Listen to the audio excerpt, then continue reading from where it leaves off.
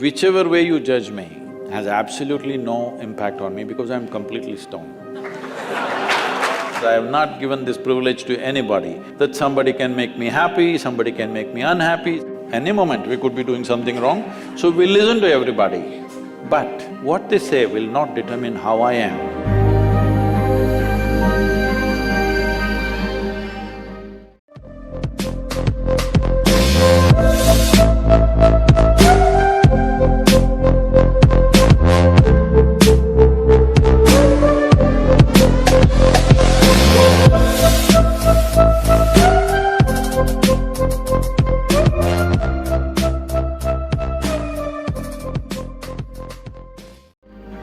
So Sadhguru, sometime back I happened to be in a situation where a friend of mine was drunk.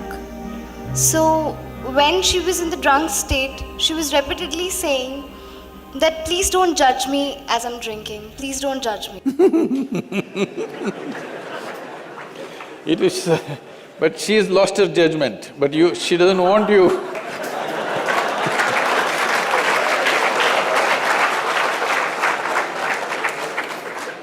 So my question is, whether it is alcohol or not, in life, why are we so apprehensive about being judged by others? And how can we not let this come on our way of being happy?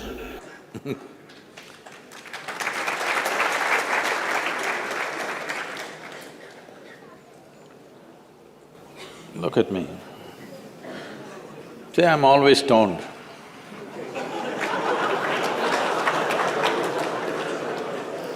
Never touched a substance, but always stoned. You can judge me whichever way you want.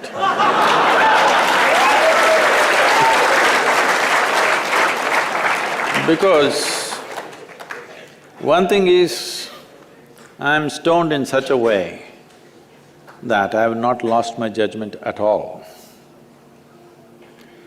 And at the same time, whichever way you judge me has absolutely no impact on me because I'm completely stoned.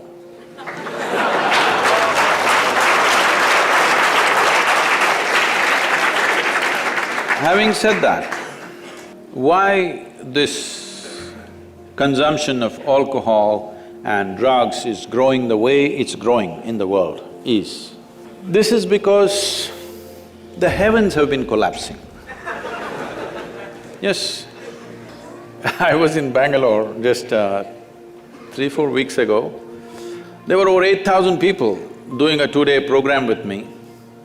And just casually I asked, how many of you think you will go to heaven? Only 5 hands went up. Then I asked, are you all the hell people? No, it's just that both heaven and hell have collapsed in people's minds. This is the first time in the history of humanity that this many people in the world can think for themselves. Otherwise, your priest, your mullah, your pandit or a book was thinking for you. The first time that so many people can think for themselves. Are they thinking right, thinking wrong? There are many issues about that. But they're thinking right, thinking wrong, but they're thinking. So all illogical things are naturally collapsing.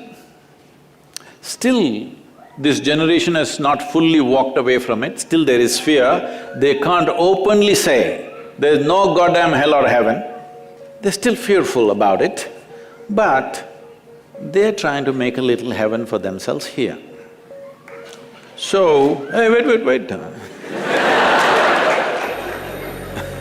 So naturally, when they're not able to do it for themselves out of their own intelligence, they will fall back on chemicals.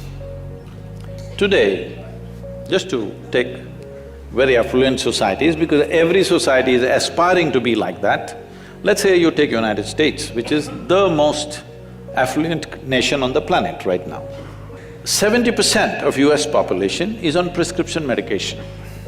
Another 30%, of course, buying it off the back streets.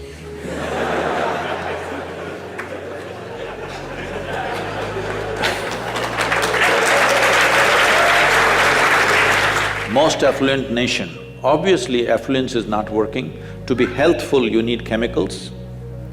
To be joyful, you need chemicals. To be peaceful, you need chemicals. To be ecstatic, of course, that is ecstasy. So, I'm not even looking at it morally. It's never a moral issue for me. If 90% of this population right now is on chemicals, believe me, the next generation that we produce will be a generation which is much less than us. If we produce a next generation less than ourselves, we have committed a crime against humanity, because the next generation must be at least one step ahead of us, otherwise we've lost it. We've lost the entire process of civilization when we produce a next generation which is actually less than us. So, we are heading towards this rapidly unless we teach individual human beings how to simply sit here and be blissed out. Stoned enough or no? Just look at me. But am I conscious enough, alert enough, clear enough? If there was a way to intoxicate yourself without losing your judgment, without losing your awareness, without losing your intelligence, it's a great thing. Intoxication is a fantastic thing. Only problem is, it takes away your judgment, it takes away your intelligence, incapacitates you. That is the problem, isn't it? Is it true? Ask anybody, you're not in the medical sciences, but ask anybody, is it true that this body here is the greatest chemical factory in the universe right now? The universe that we know at least? Only problem is you're a lousy manager. If you know how to manage this, you would be like me, always blissed out. Anybody can say what they want, anybody can do what they want. This is like this only. Because I have not given this privilege to anybody, that somebody can make me happy, somebody can make me unhappy, somebody can make me miserable. Right now, you are a consequence of other people's opinions. Where do you plan to go like this? Anybody can ruin you. You went outside, somebody told you, Shreya, you are the most wonderful human being we have seen. Then you were floating on that cloud, what number? What number? 9. Oh, in South we do 11. You were floating on cloud whatever number, and you came home, people at home told you who you really are. And the cloud will crash. No. It's very important that neither this way or that way, we listen to everybody because we could be doing something wrong. Hello? Any moment we could be doing something wrong, so we listen to everybody. But what they say will not determine how I am. Never, ever. This you must fix and you must tell your friend when she's not drunk. Because otherwise she won't understand.